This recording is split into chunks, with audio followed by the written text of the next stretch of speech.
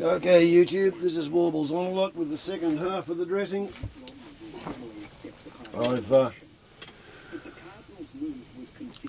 I've decided to have a go at a suggestion made by Vox Neruda, which was to use some tea tree. I've got some 100% pure Melaleuca liquid active ingredient Melaleuca oil. So first we'll soak it in the salt water, and having done that, this is like the third hot cup of salty water. I'm going to drop some tea tree oil into the hot salty water. Now, this stuff's so good. During the Second World War, the Australian Board of Labour Management, or whatever it was, put out a ruling that they had to mix this with the coolant fluid on large lathes and machine tools in the munitions industry, so that if workers injure themselves, the tea tree oil in the cutting liquid would get into the wound and it would keep the wound from becoming infected. Good stuff, it works. Pretty hopeful that it will help work on this. The thing is, 16 days after the injury, and a lot of the tissue that was dead then is still dead, so it's starting to slough off. And yeah, that's why it had a bit of a black look to it. And it doesn't smell quite as good now that it's hot and wet. So I'm beginning to think that maybe I might have to change this regime and give it some ultraviolet exposure. So we'll see how we go with that. This law is going to allow the use of public funds, federal funds, for abortion. The law specifically said that was not the case, and Obama ended up issuing a presidential order reinforcing it. It's actually quite an annoyance to have put myself out of action for a couple of weeks at the end of winter and the start of spring. So I should be doing all sorts of, well, bushfire fuel reduction management practices involving a whippersnipper and stuff like that, and I'm basically sitting around waiting for the finger to heal. Maybe I should have cut it off 2 weeks ago. It would be just about ready to come out of the bandages by now. I don't know. A month out of action and a chance to keep the finger.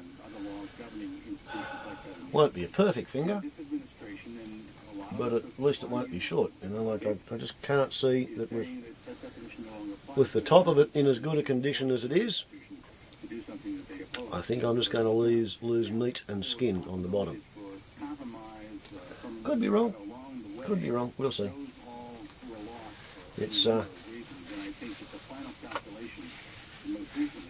It's a pretty good lesson in paying attention to your guardian angel or your spirit guide or your subconscious. Whatever it is that yells in your ear, stop, don't do that when you're about to apply gravity plus muscular force to a 40-pound lump of wood. Yep. If you get that warning, pay attention to it. That was my problem. I said to my subconscious spirit guide, guardian angel, I said, what the fuck, I've done this hundreds of times. Snap, I went. No, I have never done that before. Didn't even realise it was possible. However, now I understand how people can lose a finger by careless accidents loading firewood. And I'm hoping that the lesson is strong enough without actually losing the finger. You know, the idea of the near miss.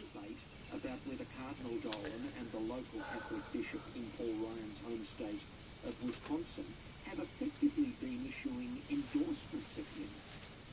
Yeah, I don't know that Dolan would go as far as the bishop in Wisconsin, who really did get... Of course, this is the ABC Radio National Religion Report that's on in the background. And I say again, for the benefit of those who haven't seen previous movies dressing this finger, when it's wound on the roll, toilet paper is surgically clean. They don't sell it to you guaranteeing that it's sterile because they don't go to any great lengths to sterilise it, but it goes on It's tightly wrapped, there's no way for bacteria to get in there, and there's nothing for it to eat if it did get in there. Didn't meet any of the moral criteria the bishop had set up for a budget that met. So considering that I have no There's a funny dynamic going on here. sterile cotton wool Bishop Orlino to use as swabs, I'm using toilet paper. Amazing what you can do with toilet paper. And yet you have a committee of the National Conference It's, of Catholic Bishops saying that Ryan's budget proposals just don't meet any of the moral criteria that the bishops should use for a just budget. To what extent does Barack Obama 3% hydrogen peroxide. It's a chemical debriding, and it also kills anaerobic bacteria. We don't want anaerobic bacteria. Chief anaerobic bacteria I don't want is Clostridium tetani, which causes tetanus, aka lockjaw. out by E.J. Dionne, who's a Washington Post columnist and sort of a public intellectual here. And the book is called Our Divided Political Heart. And what he said primarily is there are two main streams of instincts in the American character. One is very individualistic, the other is communitarian. And I think that he really nails an assessment and an analysis of the mood and the politics this year. And these Yeah, we've got movement in the end joint. almost perfectly that way. So you have the Catholic Ryan on the Republican ticket, who is an extreme individualist. And you have Joe Biden, who is a classic old social justice Catholic. And, I mean, I think Catholics can feel homeless in either circumstance. If you go with I can feel that. Ryan, you have a very I can strong feel that. anti-abortion candidate. If you go with That's Biden, pretty blocky and numb. strong social justice candidate who really wants to avoid the abortion question. It's going to be, in that sense, a really interesting question to analyze as far as the Catholic vote goes, because nobody brings those two strains together. Hope I haven't had that whole thing too high up, Never come together. the whole of the movie. But in this Kind of hard to figure out. announced it to be And I know I've got it on telephoto. I'm wondering how this may play out as far as the voters are concerned, because all the recent polls suggest that Barack Obama has a narrow lead among Catholics. But many Catholics are going to see their US-based leader, Cardinal Dolan, up there. Could he swing votes, a crucial number of small votes across the Midwest? And I'm going to put some tea tree oil on it. No, and that hunch is more than a hunch. In the past, the directions that bishops have given Catholics just don't seem to matter. Smells better. The pocketbooks over how they feel in a given year, they have been swing voters, and there's enough of Catholics in the swing vote category to really influence elections. That's why there's so much aim at them. At the same time, the bishops, I think, create problems for themselves when they come out too strongly against a candidate. And we've seen this particularly at the local level. Scranton, Pennsylvania was a great example in the last election.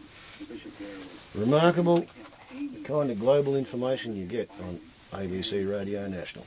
very, very Catholic Scranton area. Who would have thought Overwhelmingly for that ticket. that a hermit Prophets of the National Catholic on a hill in Australia would have any idea Catholic Church. what's going on Ethics report here on RN with me in and Lee West. American religion involving itself in politics. It's just, And estimated 2/3 of communities, it's kind of esoteric. 20 of the 25 Right. biggest welfare agencies are faith-based. As church attendance has declined, government funding of these agencies has risen. It runs into millions of dollars. It's used mainly for aged care, family support, employment, mental health, youth and homeless programs. But a veteran of the church welfare sector said faith groups need to be very wary of conditions that governments place on this funding. The Reverend Dr. Ray Cleary is the former head of Anglicare. Nice cup of In a coffee. new book titled Yeah, basically, Welfare for Men, it's irritating having done that to a finger Dr. Cleary at this point. Well, at any point really, but you know, churches to compromise. like if I'd done it I spoke with him earlier. a month earlier, I could have had a month off at the end of winter when it was too bloody cold to do anything.